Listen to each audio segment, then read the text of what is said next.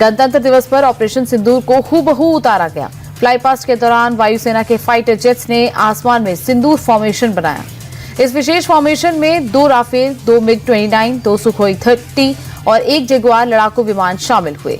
इस फॉर्मेशन में पिछले साल भारतीय वायुसेना के फाइटर जेट्स ने पाकिस्तान के आतंकी ठिकानों को तबाह कर दिया। भारत पहला देश है जिसने वॉर फ्रंट पर राफेल का इस्तेमाल किया है और इस राफेल की झलक भी गणतंत्र दिवस परेड में देखने को मिली। राफेल भारत का सबसे आधुनिक फाइटर जेट है। इसकी रेंज करीब 3700 किलोमीटर है और ये मैक 1.8 यानी कि 2222 किलोमीटर की रफ्तार से उड़ान भरने में सक्षम है। राफेल 50,000 फीट तक की ऊंचाई तक जा सकता है। राफेल में लेजर गाइडेड बम लगे होते हैं। इसमें लगी 30 mm गन से 60 सेकेंड में 2500 राउंड फायर किए जा सकते हैं। गणतंत्र दिवस पर वायुसेना के फ्लाई पास्ट में सुखोई 30 लड़ाकू विमान ने भी अपनी ताकत दिखाई। सुखोई 30 भारतीय वायुसेना का सबसे शक्तिशाली और रीढ़ की हड्डी माना जाने वाला लड़ाकू विमान है। ये विमान हवा से हवा में युद्ध, हवा से जमीन पर हमला और समुद्री अभियानों में सक्षम है। इसमें लगे थ्रस्ट वेक्टरिंग कंट्रोल इंजन इसे हवा में बेहद मुश्किल कलाबाजी करने की शक्ति देते हैं। कर्तव्य पथ पर सेना ने ATAGS और धनुष गन सिस्टम का भव्य प्रदर्शन किया।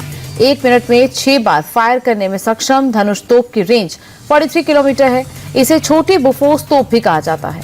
इसकी सबसे बड़ी खासियत किसी भी मौसम में किसी भी जगह इसकी तैनाती है। फिर वह चाहे कच्छ का रेगिस्तान हो या सियाचिन की ऊंची बर्फीली चोटियां, धनुष हर जगह दुश्मन पर भारी पड़ता है। गणतंत्र दिवस परेड में T-90 टैंक की दहाड़ से दुश्मन भी कांप गए होंगे। T-90 भीष्म को भारतीय सेना का हंटर किलर कहा जाता है। 125 mm स्मूथ बोर गन और मशीन गन से लैस होता है। इसमें लगी लेजर गाइडेड मिसाइल दुश्मनों के लिए काल होती है। गणतंत्र दिवस परेड के दौरान दिल्ली पुलिस एक बार खास चश्मे में दिखी। ये है एक AI स्मार्ट गूगल्स जिसमें 65,000 अपराधियों का डेटा फीड है। ऐप के जरिए पुलिसकर्मी अपने मोबाइल से इसे कनेक्ट रखते हैं। चश्मे में कैमरा, सेंसर और अलर्ट सिस्टम है। अपराधी के सामने आते ही AI चश्मा उनकी पूरी क्राइम कुंडली को स्कैन कर पुलिस को अलर्ट करता है। ये चश्मा थर्मल स्कैनिंग भी करता है और यहाँ तक कि हुलिया बदलकर भी अपराधी इसकी नजर से बच नहीं पाएंगे।